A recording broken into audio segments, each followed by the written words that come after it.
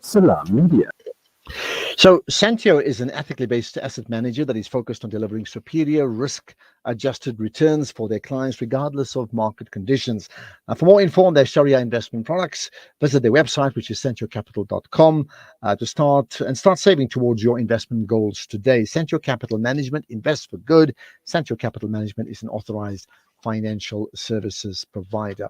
Right, we're going to talk about some interesting developments, including Discovery Health around a medical scheme that is Sharia compliant. Okay, that's interesting. Let's find out what that is about. Not quite now. I'm also interested in. Remember when Muslims who are Zulu um, were part of a fascinating event where the late King Goodwill Zwelithini at that stage formally accepted them as Zulu, but also part of the Zulu nation in spite of the Islamic faith. We'll talk about what happened since then with Maulana Abbas Mkhizi, and looking forward to that conversation. But for now, let's move to India, because the British Prime Minister Boris Johnson, he himself is under fire for a whole range of things we know, including COVID-19 rules breaking up there. But he's in India, and there's a thought certainly from Irfan Engineer, who's the director of the Center for Study of Society and Secularism, that there's been concern about Johnson's silence on human rights violations and what that really means. So let's find out more about it. Irfan, appreciate your time. Salam alaikum. Thank you for having me on your program today in Salam Media. Thank you, thank you. So let's talk about first. The British Prime Minister went to India and did what there, and certain things that he did not do raised concern for you. Tell me about that. He first visited Gujarat, and Gujarat, where in 2002 riots had taken place. It was almost anti-Muslim pogrom in 2002. Two UK citizens were killed in the riots, and they have filed cases in UK for justice. Uh,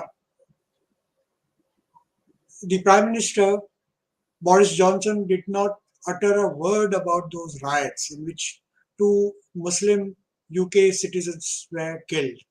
Uh, he did not utter a word, he did not speak.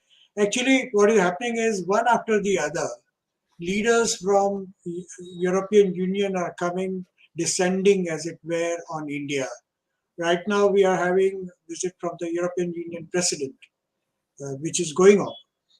One after the other, Australia, uh, Mhm. United States, UK, all of them are coming and trying to, uh, in this in the background of Russian-Ukrainian war, India has decided to be neutral.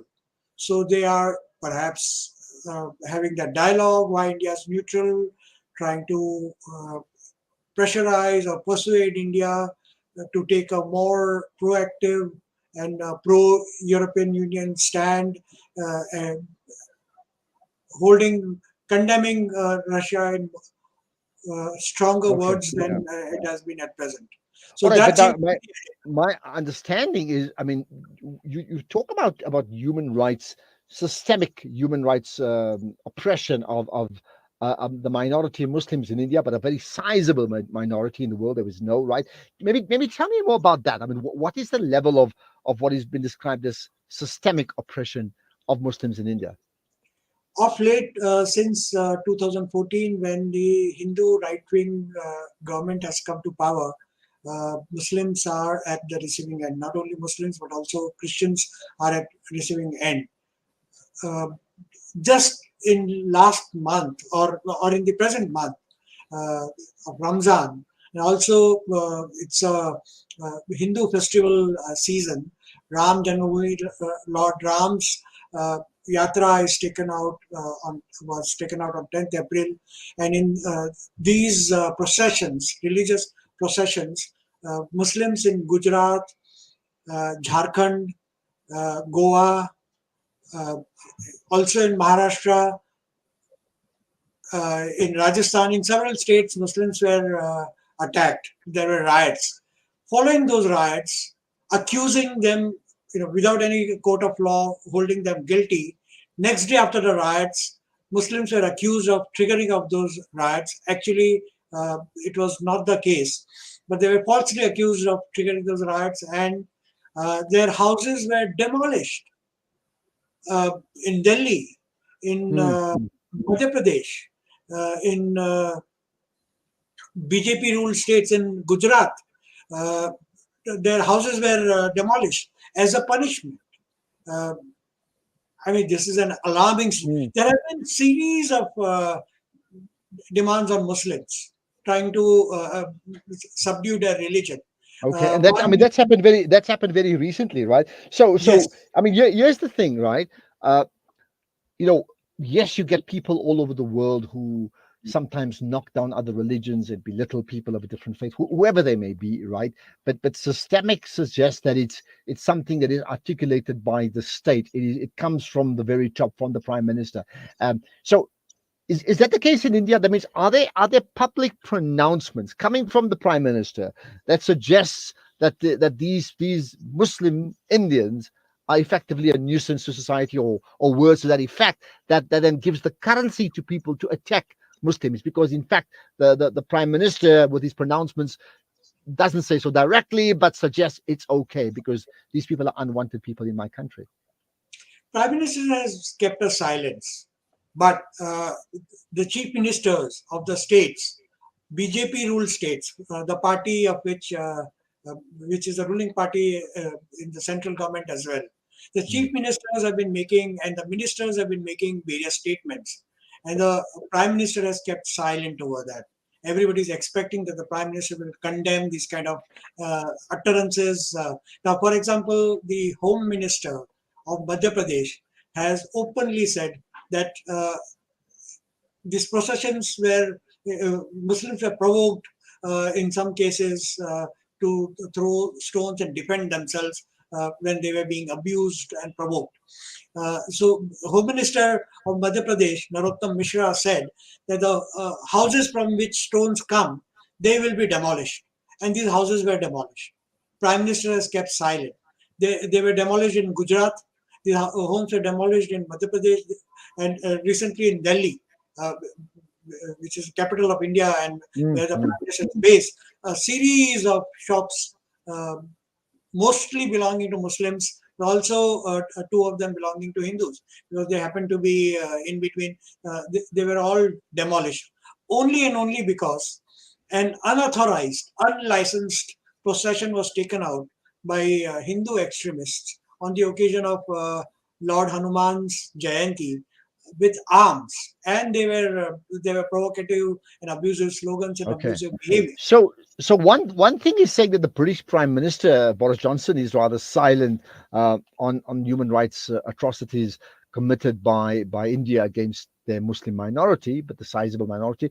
Some may say that not only is he silent. I mean, what is the United Nations saying about it? Human Rights Watch certainly is pronounced on it. At least United States has made some weak noises. While going back, they did raise the issue of human rights violation. In the 2+2 dialogue between India and United States, that is the defense minister and external ministers of both the country dialoguing in Washington.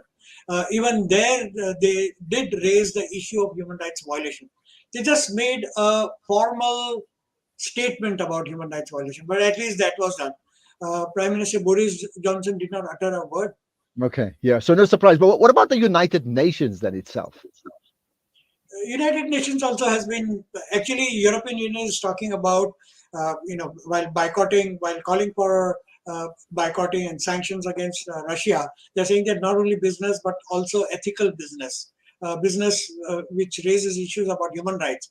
But all of them, United Nations, United States, European Union, are silent about uh, violations, human rights violations, unprecedented violations of human rights, and particularly freedom of religion and belief of Mm.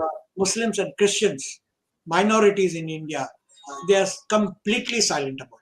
And the question is why. You don't have to answer that. That requires another whole conversation. Indeed, silent and why. Irfan Engineer, thank you so much for your time. Most appreciated. Irfan Engineer is the director of the Center for Study of Society and Secularism. By the way, that surname Engineer rings a bell. There's a cricket supporter. It was a Farouk Engineer, was the former Indian captain. I think it was a very good batsman when I was a light ticket. That's a long, long time ago. In fact, by the way, I want you to read, if I can, just now.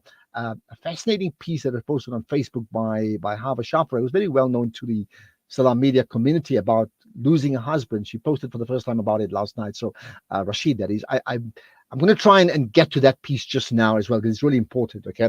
In the meantime, next up we'll talk to Maulana Abbas Mkize about Zulu Muslims and what has been the level of integration since that Dava event a couple of years back with the late King Goodwill Zwelithini. Right after